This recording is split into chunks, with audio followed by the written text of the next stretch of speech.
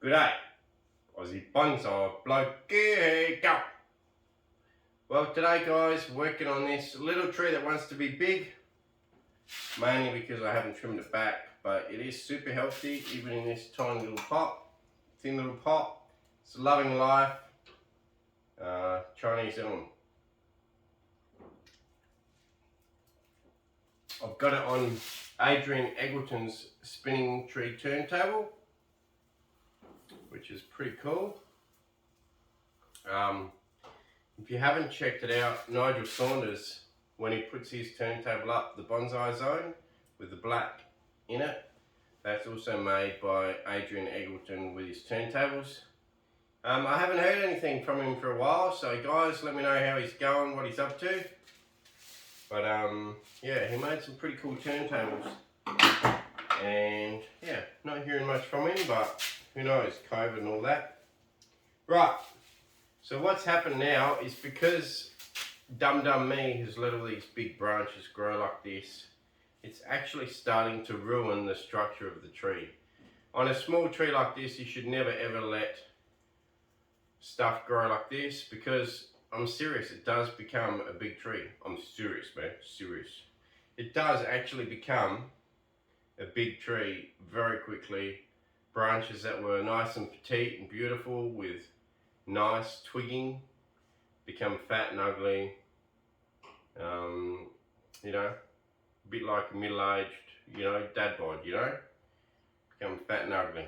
Right, so what we're going to do now, and also what happens too is the small foliage, it starts dropping, this thin little branches underneath, it starts dropping them off and killing them off. So it's not great to let really strong ones grow at the top of your tree, because the tree is smart and will put more energy into these and delete everything underneath.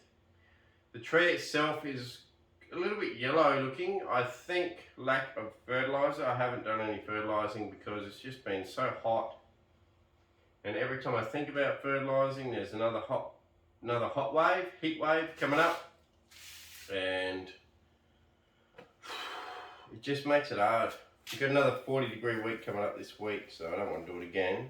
I don't want to fertilise again. So what I'm going to do is these big fat ones, we're just going to chop them right off clean, right back to a stub. Okay, and hopefully it hasn't wrecked the branch structure. We'll see soon. And I'm literally, when I say I'm cutting them back to a stub, I mean it. I'm not leaving any sort of, not even leaving a little bit of a stub. I'm cutting back flush with where they originate from in general, because it's growth that we never really wanted. The only reason this growth is here is because I got lazy and I didn't trim it when it needed trimming.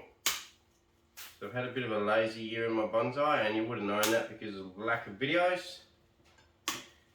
We're working on this one also because it's a nice quick tree to work on, and as you guys may have picked up, it's a hot day, a lot of sweat going on here, and we got another hot week coming up. So what's happening is my phone is overheating and I have to keep putting it in the freezer to keep it cool. So what we're going to do is do some really quick bonsai videos. So we're just trimming this back to only a couple of nodes each time we cut. The smaller ones are getting trimmed back to a couple of nodes. The really fat ones are getting cut back to nothing at all. Right back flush with the original branching. Hopefully we haven't done this so late that some of these small little branches underneath have already died. I don't think so. They've still got yellowy looking leaves, and hopefully by doing this, what will happen, here's what I think will happen. I think what will happen is the whole tree will probably lose 95% of all the leaves that are going to be left after today, because they won't be used to the heat. They'll be out in 40-degree heat because I don't have any shade on any of my trees anymore. that seemed to breed too much scale. So without the direct sunlight, I had a lot of scale issues. But anyway, what I was trying to get at is, because these leaves have not seen sun for a long time, because they've been hidden under the canopy, they will probably all burn off, which is fine, don't freak out. And then what will happen is a new lot of growth will flush out after that. And that'll be good growth that you'll be able to keep through the winter and permanently. And you shouldn't get too much dieback. So in effect, when it sees the good hot sun of 40 something degrees Celsius we're getting this week, 42, 43, same as we had last week. Like I say, a lot of leaves will fall off, but it'll help promote some really good strong back budding, which will be great for the future development of this little elm.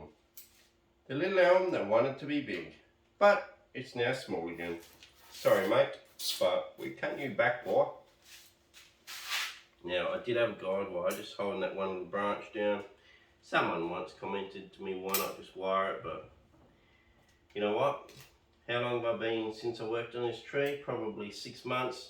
If I had have wired it, for sure the wire would have bitten in, because I wouldn't have worked on it until now, even if I did wire it. But with guide wires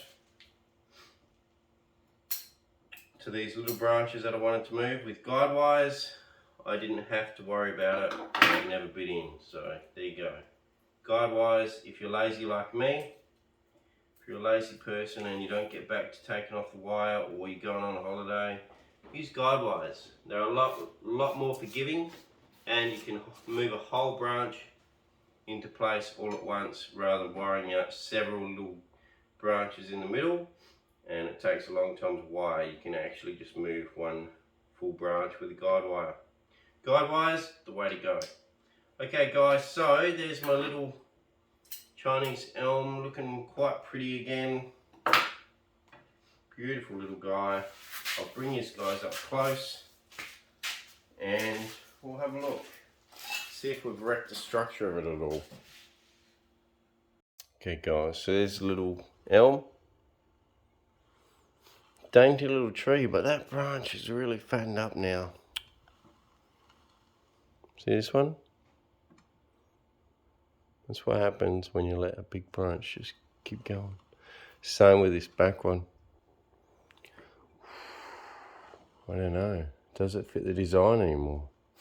I don't think it does, guys. I think I've ruined the tree by letting it grow so much. I think what we should do is give it a chop chop. Let that reshoot. The one at the back. Chop chop. And let it reshoot. Tree looks bare, but it should promote some nice new dainty growth. But yeah, we did lose a bit by doing that. By letting it grow, we've wrecked some branches that now have to be cut back. But one thing is, because they got cut back when they're so vigorous and strong, they'll be the first ones to shoot out and promote new growth. And that way it'll fill in the areas really, really quickly, really well. So not always lost, but yeah, we did waste a bit of time this year. We should have cut it back earlier. Didn't. Got a super cool base, this one. Hard to see, but it's got a really cool base in there. And a lot of roots that come out and radiate. One day I'll expose them all again. But for now, let's let this tree get some more little light growth. And we've probably set it back a year really. But at the same time, I guess we did fatten up the trunk. And the stubs of these branches got nice and fat. So I guess it went forward in a way, but it also went backwards. So yeah, that's what happens when you let something grow vigorous without controlling it. you then have to do some redesigning.